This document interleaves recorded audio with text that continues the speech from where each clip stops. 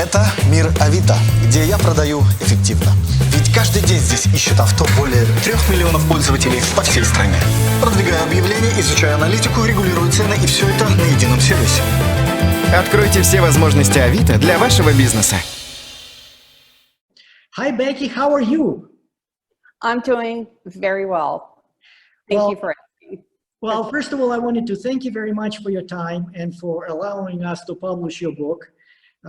There is a very big interest right now in Russia towards the advanced methods and best practices from probably one of the most mature markets, automotive markets, which is the US market. And we all understand that F&I department is the key department in the US automotive dealerships. So that's why your book is very highly appreciated. I'm sure it's going to give some very good knowledge to the automotive community. So we want to ask you some questions, and the first questions come sort of naturally. We want to understand and we want to let people know who is the author behind the book. So you are a lady, and how did you get in the automotive business? What made you interested in cars? Well, I have to give my dad some credit. My father was a car dealer.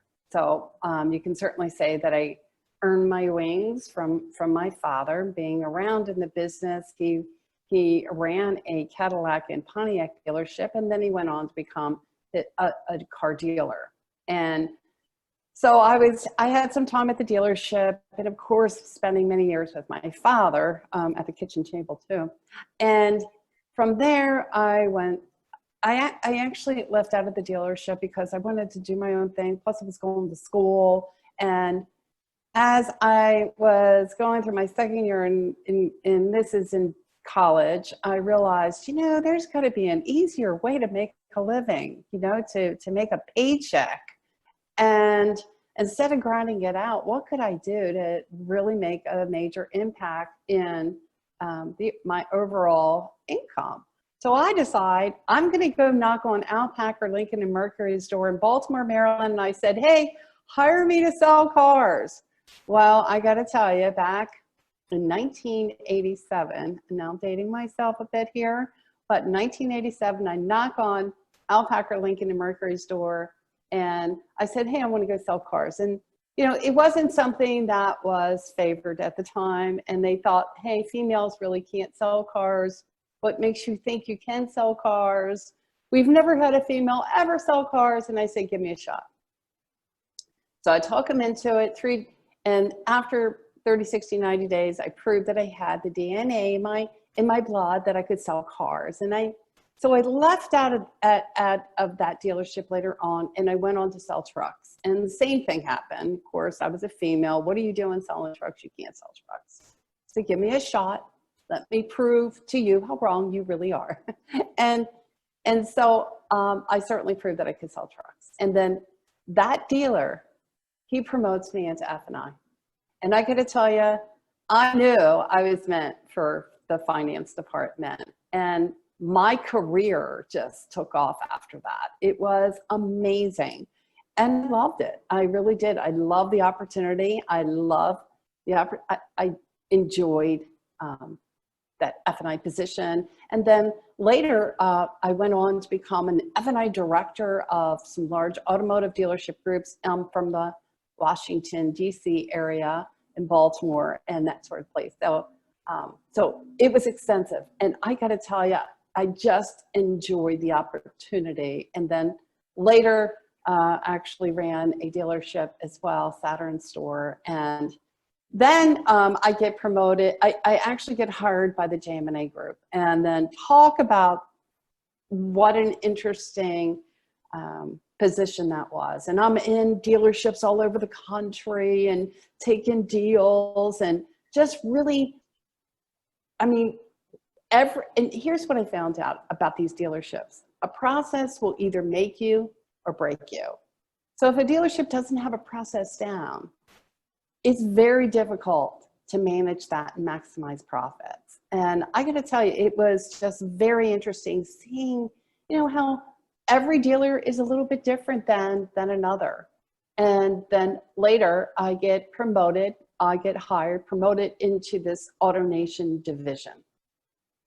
And that in of itself, I mean, I got to tell you, for years we were trained to do F&I a certain way. And we weren't, I'm not going to say that I didn't disclose my products after the fact. I know I did, but it was just a certain practice that we did and were trained to do throughout the years. And so that's what made me very, very successful. I was good at what I did. And so now I'm in a new environment, in this AutoNation environment. And now I'm doing the complete opposite of anything and everything that I was ever trained to do. And that meant I'm meeting customers out of the kiosk in the middle of a showroom. These showrooms were massive. They were just amazing, beautiful. And Wayne Huizinga was just way before his time. It was quite unique, interesting, but scary, very scary, because now we're up front. We're not hiding in the back waiting for customers to come into an F&I office so we could sell our wares and pack payments, that sort of stuff. Now all of a sudden, we're out and we're up front. Customers understand the terms of the sale. I'm like, are you kidding? Customers understand everything. And then we're presenting 100% of the products to 100% of the customers 100% of the time. And everybody was saying, how in the world this is going to work? It can't possibly work. You know, go back into the box, Becky. This is never going to work.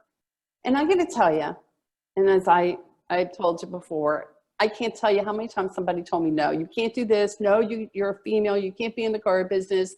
No, you're never going to make it in F&I. No, you can't go all over the country, work with JM&A. No, you can't be up front and still be profitable in F&I. And I'm going to tell you, proved them wrong. I want to make a note. I know who JM&A are, but some of our listeners may not know, and it's one of the largest automotive groups. They also own, if I'm not mistaken, Southeast Toyota distributors, so they supply Toyotas to like a third of a country. And they also have a division that sells extended warranties and gaps and all kinds of other financial products, F&I products, and AutoNation.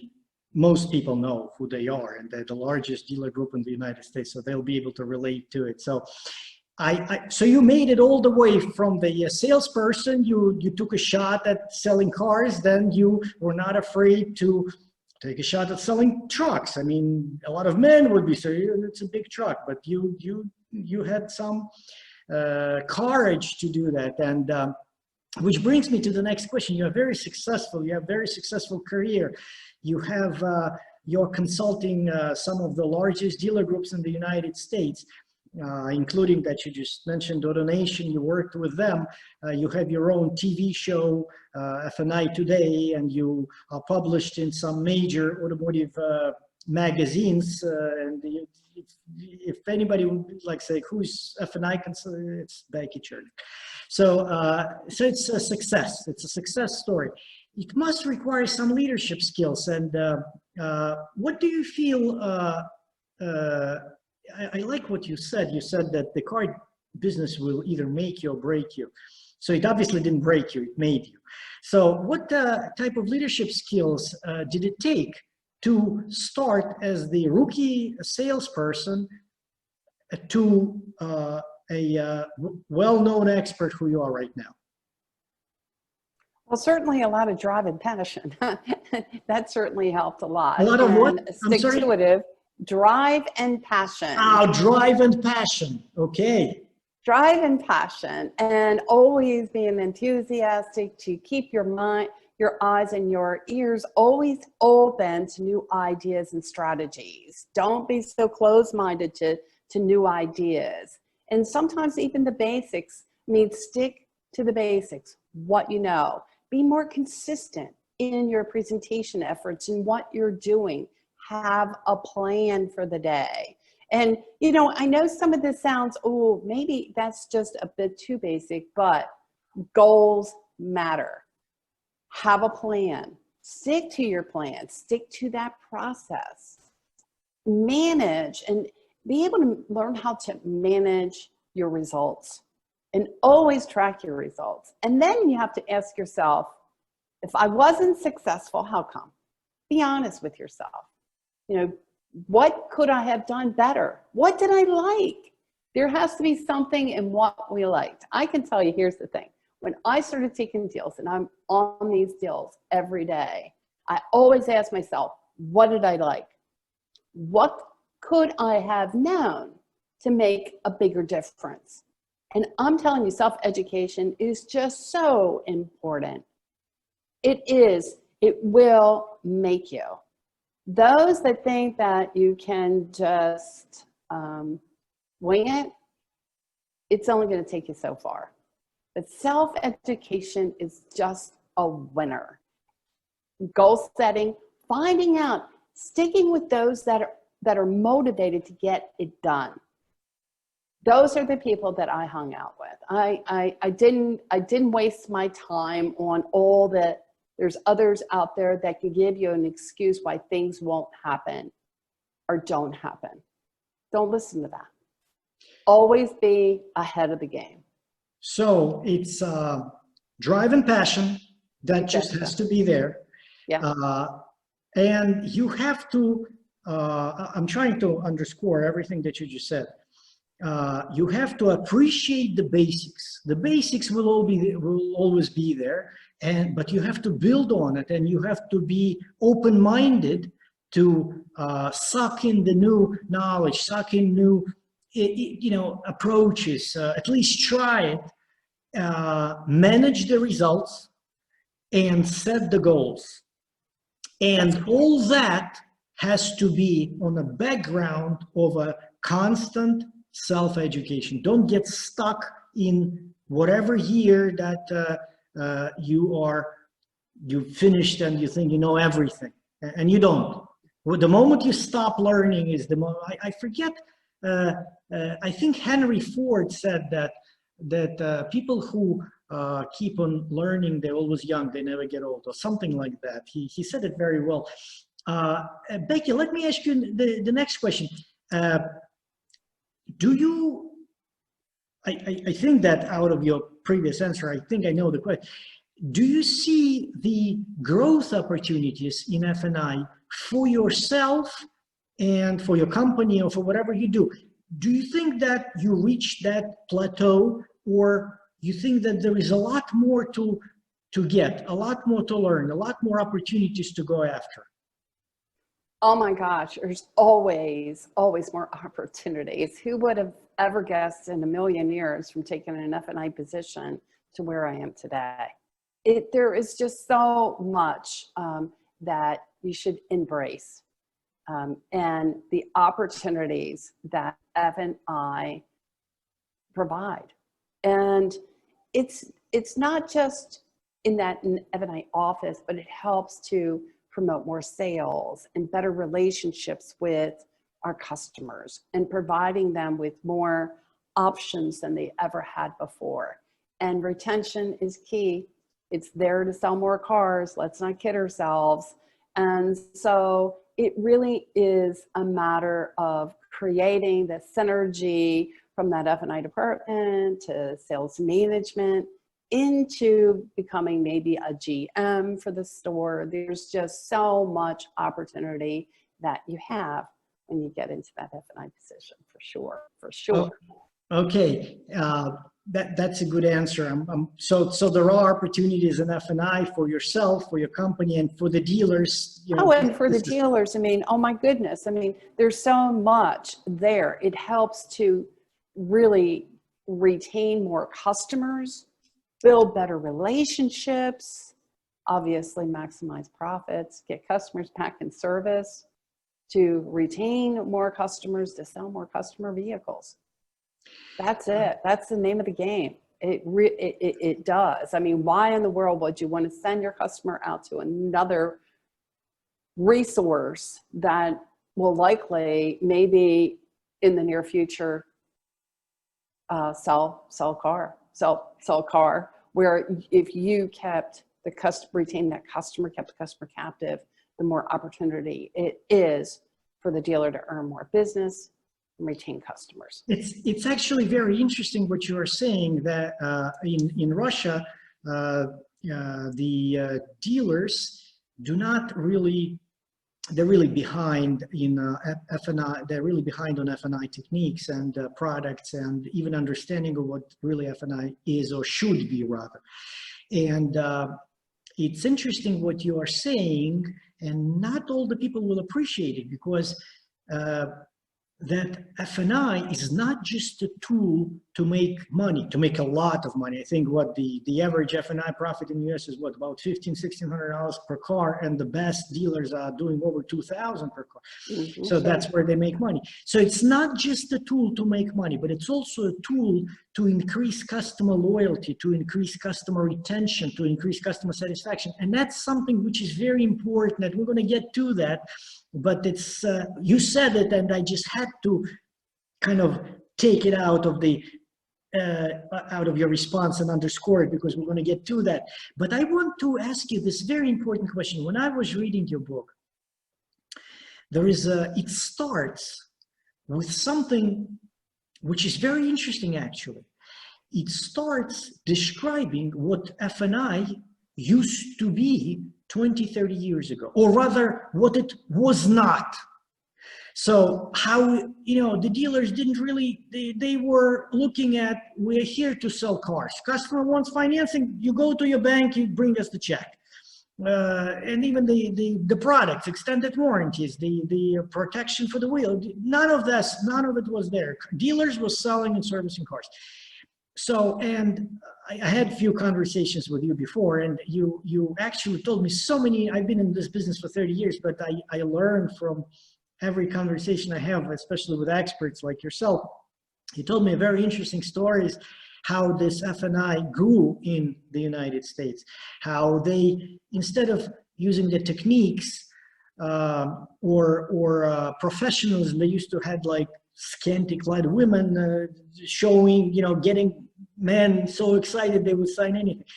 So it's, tell us a little bit what it used to be, or rather how do you remember it and what it became now? Wow. We are talking 30 years and or more. So this is before my times, in that it was just customers would leave the dealership after they made the decision to purchase the vehicle and literally go to their own bank for financing. It's just the way it was. And nobody thought twice about it until a gentleman by the name of Mr. Pat Ryan. He had come up with a way or a unique idea to retain that customer. And rather than the customer going out to obtain financing elsewhere, or maybe the dealer actually losing business because of that, why don't we do this? Why don't we offer financing at the dealership? And not only that, let's go ahead and offer customers the ability to take advantage of our credit life and disability product. And that was like, at first people thought, I don't know if that's going to work or not. And they, in fact, Mr. Pat Ryan hired his own reps to go inside the dealerships to act as that rep, business rep. And whether we want to call it an F&I manager, but that was the beginning stage of how F&I got started. And he had reps in the dealership. It's almost like today we have some of these insurance agents in the dealership. So instead of the insurance, we are actually helping to finance these vehicles. And I believe GMAC was a big part in doing in dealership financing. And then of course, then Pat Ryan had his credit life and disability, and it took off. And more dealers were seeing the profits that were able to be earned by keeping that business in the dealership as opposed to sending the customer out to obtain their financing. And so you could say it was born in a corridor in the back of a dealership. It was pretty much a hidden behind the door, if you will. But it started gaining momentum, and then the process took over where it just made more sense to offer customers the ability to complete their financing process at the dealership. So then we had different types of techniques and practices when F&I was introduced to the customer, and the credit life and disability, if you will, was already included, if you will, into the financing and later disclosed to the customer. But it was pretty much, if you don't mind me saying so, the wild, wild west. It was a completely different environment than it is today, that's for darn sure. There was compliance on the books, if you will, but no one really realized what those compliance or rules or regulations were all about. In fact, there were additional consumer right advocates that, it turned out that we had to have certain regulations to assure that customers had specific disclosures, and customers actually understood what not only what they were paying for a vehicle, but also what's included into their finance contract as far as any of these other products are concerned. But that didn't really come into play until, I'd say when the Attorney General started getting more feisty, if you will, and they were more demanding as far as regulations in consumer in consumer rights.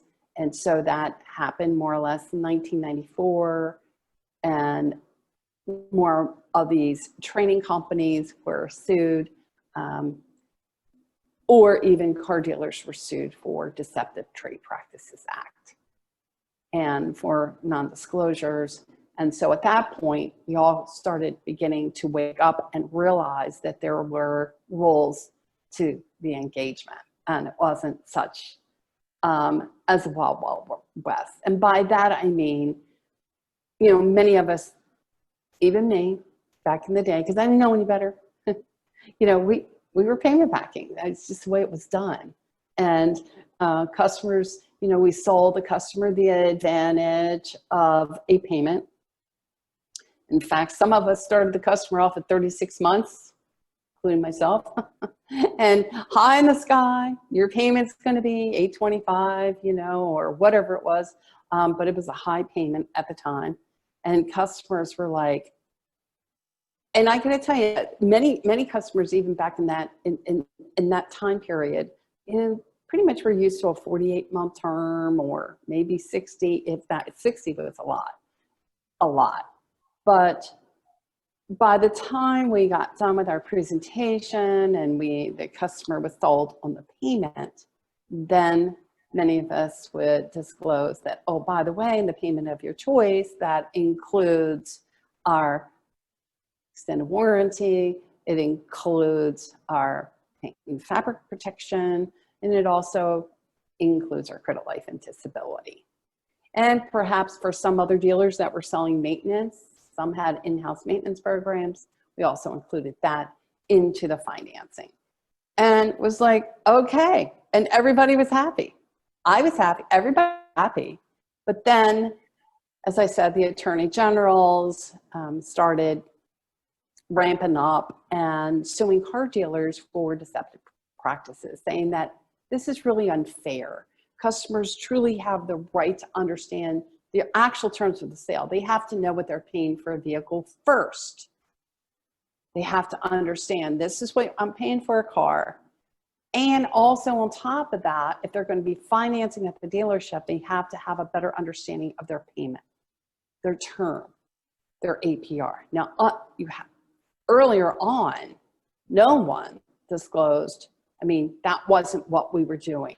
Maybe somebody else was, but for the most part, we sold payment, then disclosed the product, but we weren't discussing APRs and talking about this is what you've agreed to pay for the vehicle and that sort of thing. Now, I will say though that in some dealerships, there were some who did a Foursquare, and that Foursquare process can be very confusing to many customers.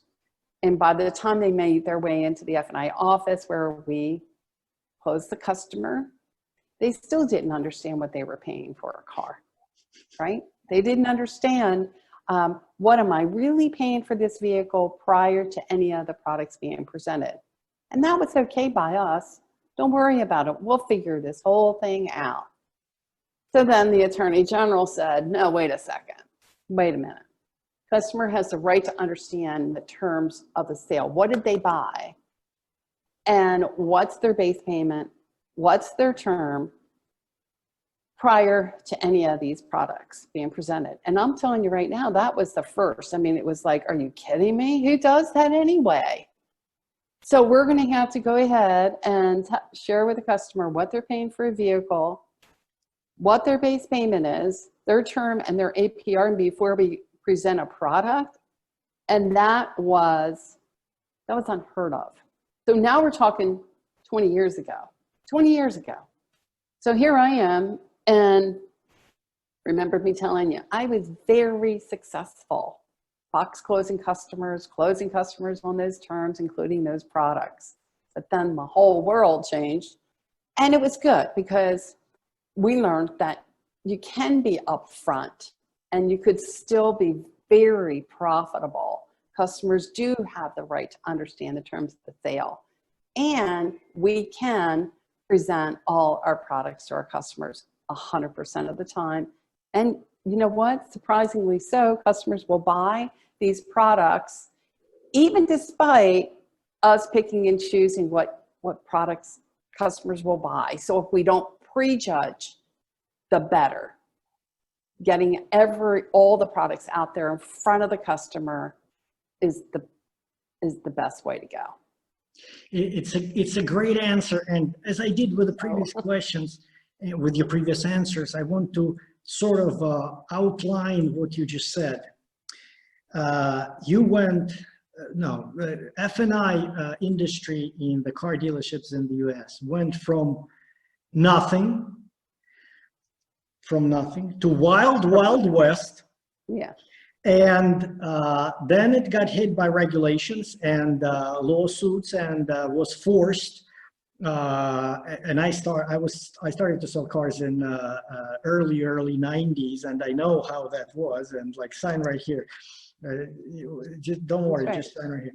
I I know how that was. But and now F&I business is not nothing, not wild west, but it became a very professional industry that drives highest profits. The profits right now in F&I department are probably higher than they were during the wild west times, or at least as much.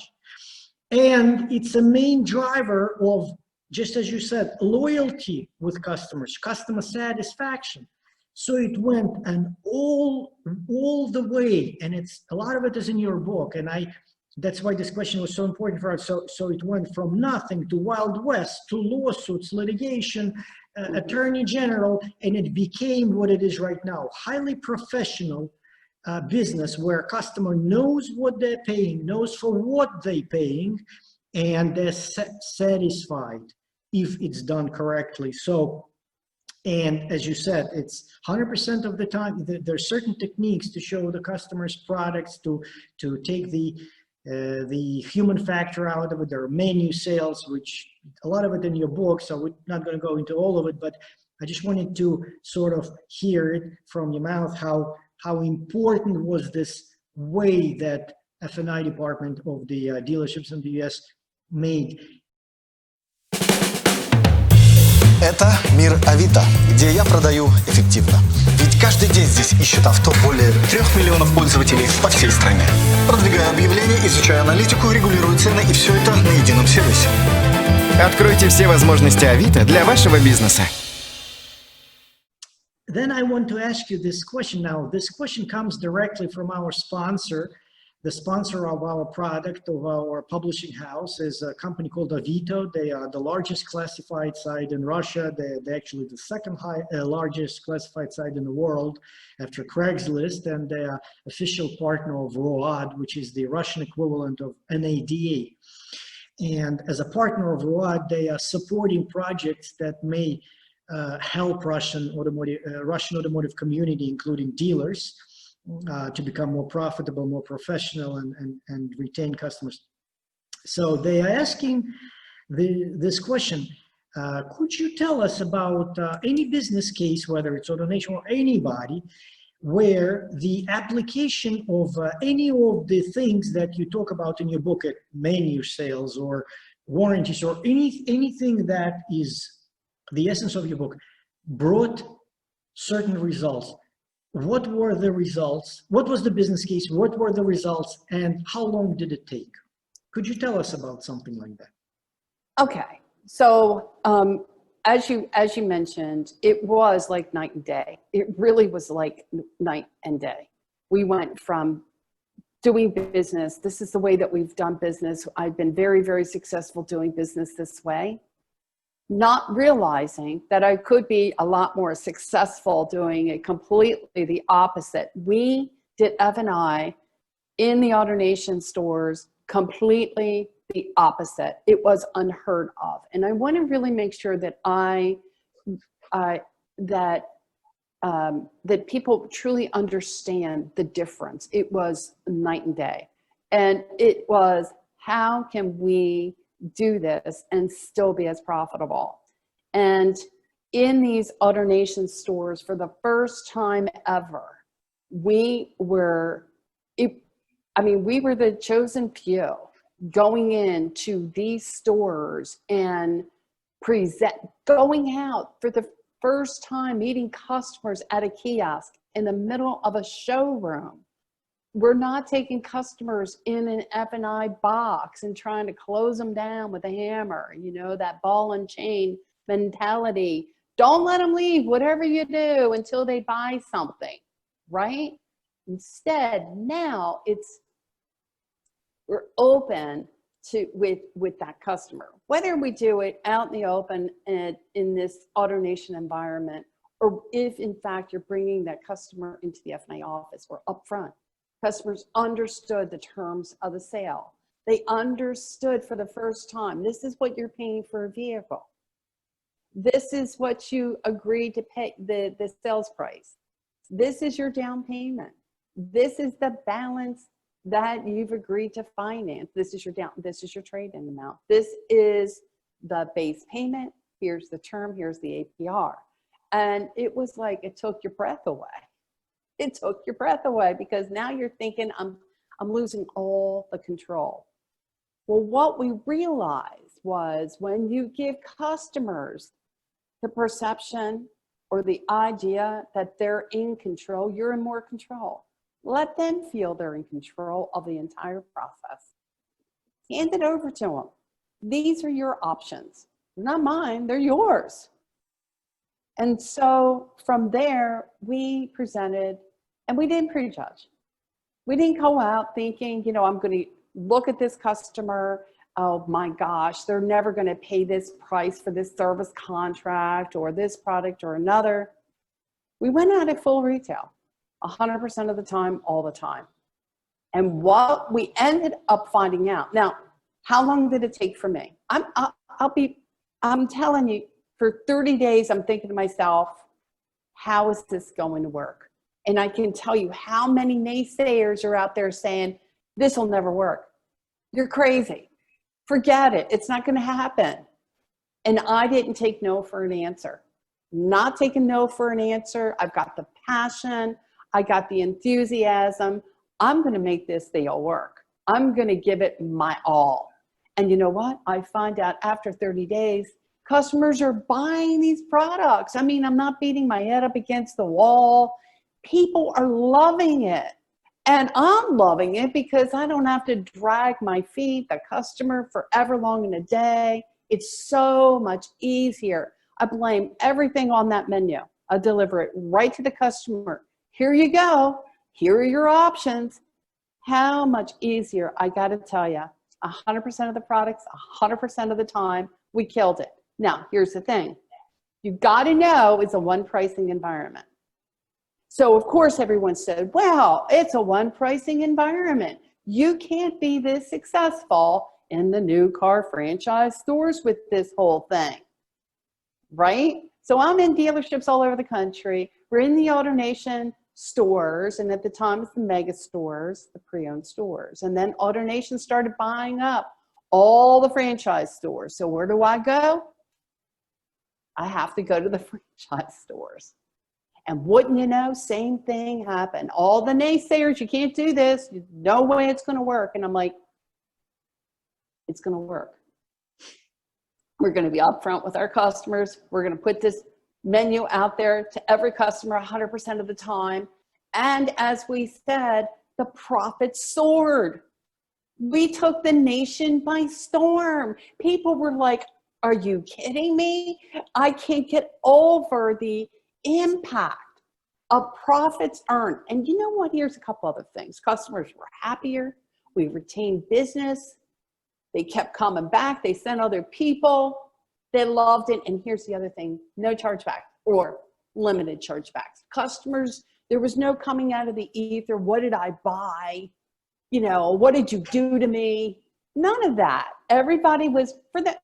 They understood what they paid for the vehicle. They understood all the products that they purchased. It was upfront, signed for, profits earned. I got to tell you, we added millions. I did to the bottom line in many of these stores across the country and in my selected district, which was the Southeast district, and in new car stores. And from there, I actually left JM&A and I went on to my consulting company. And that's exactly what I train. I go into dealerships, small, large, automotive groups, and I train them on this concept about how can I be successful doing this.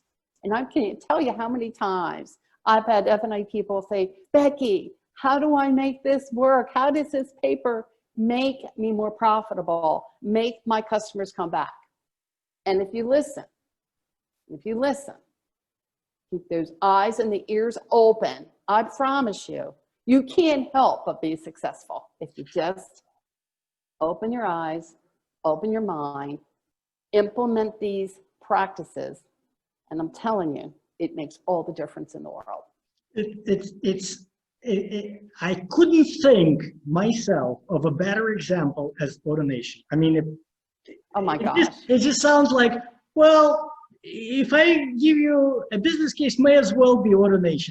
I read last year that I think last year AutoNation was either the first or the second highest in F&I profits of public held groups, and I think they're definitely over 2,000. I think they're like 20. Oh, absolutely. AutoNation 2,200 to 2,300 per car. And again, I just want to underscore that what you said is that you took a pretty, it probably wasn't the Wild Wild West at that point, but it was some sort of a confusion in between Wild Wild West. Should we go this way? And you applied a menu selling where you present this menus to the customers, empower the customer. Mr. Customer, this is the price of the car. This is the price of this. This is the price of that. This is the price of, which way do you want? Which way would you like to buy your car? And I like that. I want to actually decipher the slang for not many folks in Russia will understand, to come out of the ether, but I know what that means. But so coming out of the ether is what they put under the surgery, put people into sleep.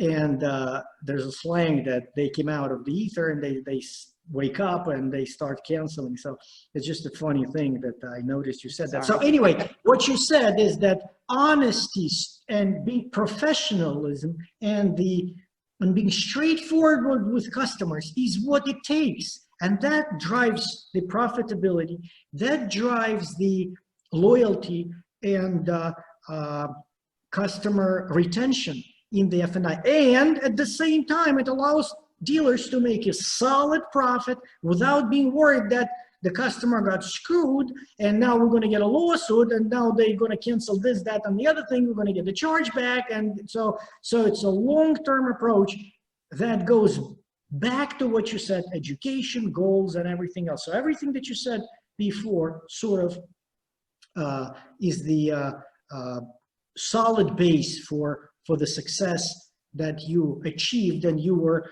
how did you say that? I wrote it somewhere here, but I made so many, a chosen few. You were one of the, I mean, how many people can say that I was the one of the chosen few to bring it in AutoNation? You are one of the people who can say that.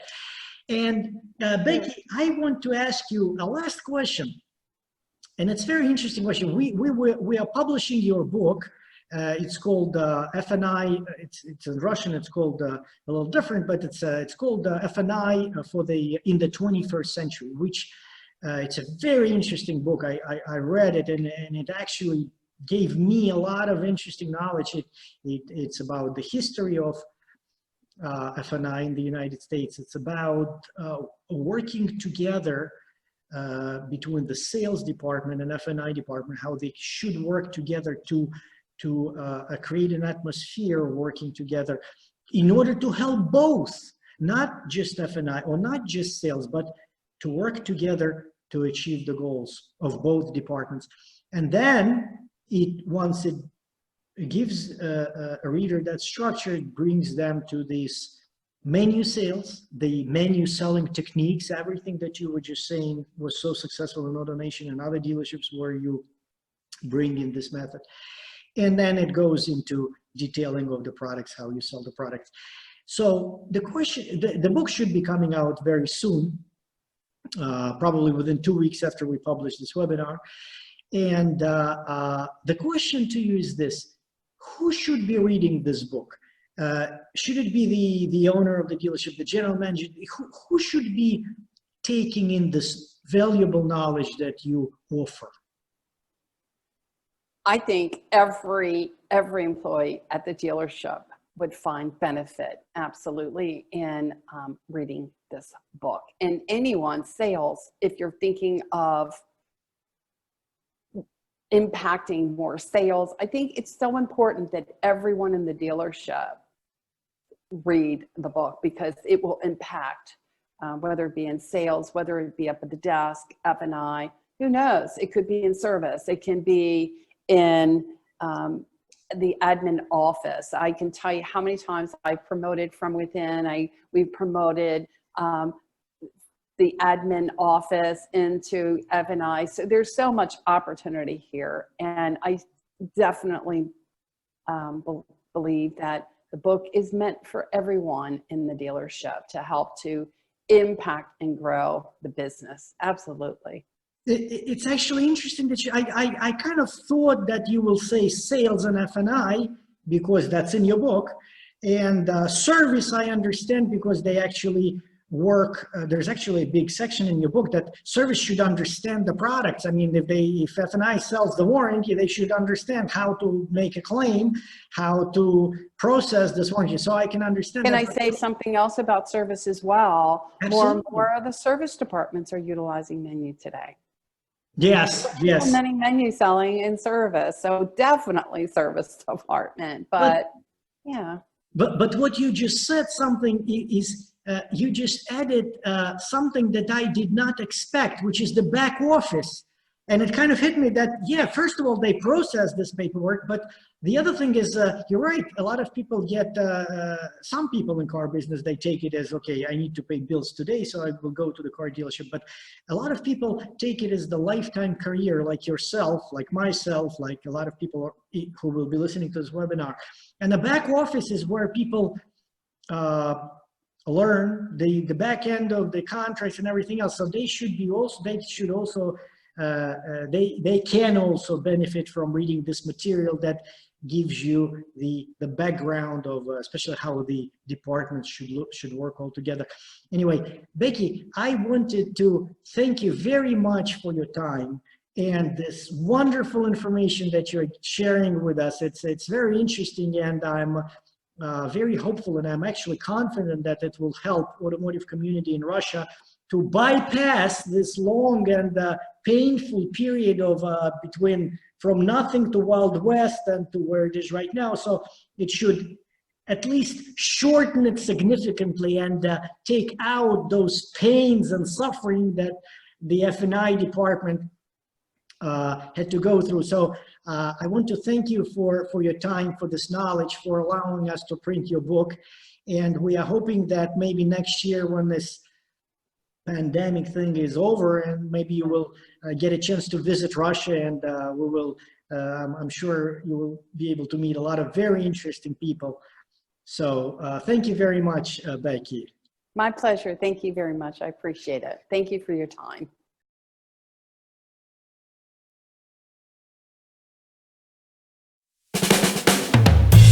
Это мир Авито, где я продаю эффективно. Ведь каждый день здесь ищут авто более 3 миллионов пользователей по всей стране.